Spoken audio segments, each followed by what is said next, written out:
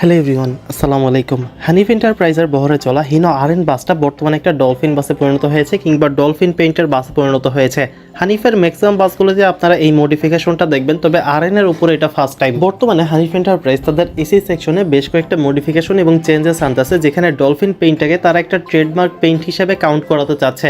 হানিফের maximum যেগুলো Volvo bus রিপেইন্ট হয়ে আসছে কিংবা যেগুলোর ইঞ্জিন চেঞ্জ করা হয়েছে সবগুলোতে আপনারা দেখবেন যে ডলফিনের এই পেইন্টটা অ্যাপ্লাই করা হয়েছে, তবে সেই বাসগুলো লম্বা একটু বড় ছিল। তবে হিনো আরএনের ক্ষেত্রে যেটা হয়েছে যে এই বাসটা কিন্তু লম্বায় মোটামুটি নন এসি বাসের মতোই লম্বা, তো 11 মিটার লম্বা একটা বাস, তো খুব একটা লম্বা বাস বলা যায় না, ইভেন নন এসির চেয়েও কিছুটা ছোট দেখা যায় বাসটাকে, যেহেতু এসি বাস এইটা। আর মালয়েশিয়া থেকে এটার বডি করে আনা হয়েছে এসকেএস থেকে।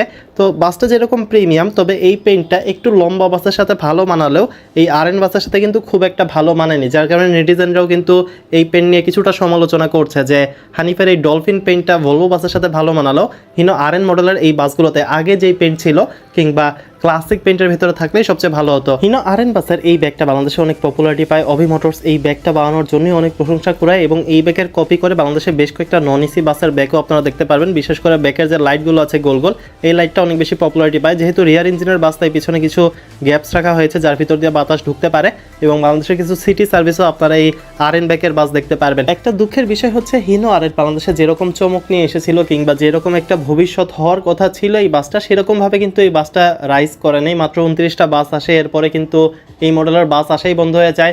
হানিফ 4টা নিয়েছিল, যদি বাসটা ভালো চলতো তাহলে হয়তো আরও 40-50টাও নিতে পারতো। বাংলাদেশ আর্মিরও কিন্তু হিনো আরএন মডেলের এই বাস নেওয়ার কথা ছিল। সব কিছু মিলিয়ে বাসটা যখন প্রথম এসেছিল সবাই ভেবেছিল যে এইটা হিনো RM2-র একটা পারফেক্ট রিপ্লেসমেন্ট হবে, তবে ডে বাই ডে বাসটা কিন্তু কিছুটা নিরাশ করেছে।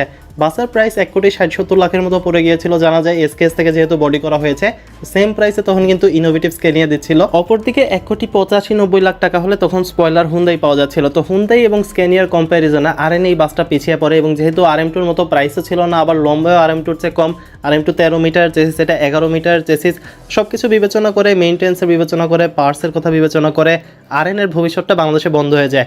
আশা করা যাচ্ছে যদি বাংলাদেশে হিনোর নেক্সট কোনো জেনারেশন আসে সেটা হবে 8J, এবং সেই বাসগুলো আসলে হয়তো হিনো কিছুটা আবারও নতুন রূপ পাবে বাংলাদেশে। তো এই ছিল হানিফের ডলফিন পেইন্টের হিনো আরএন বাসের এক্সটেরিয়র একটা কমপ্লিট রিভিউ। পরিবহন জগৎ রিলেটেড যে কোনো তথ্য সবার আগে জানতে চাই সাবস্ক্রাইব পাশে থাকার অনুরোধ ছিল। বাসঙ্গে ইন্টারেস্ট থাকলে জয়েন করতেন ফেসবুক গ্রুপ বিডি বাস লাওয়ারে।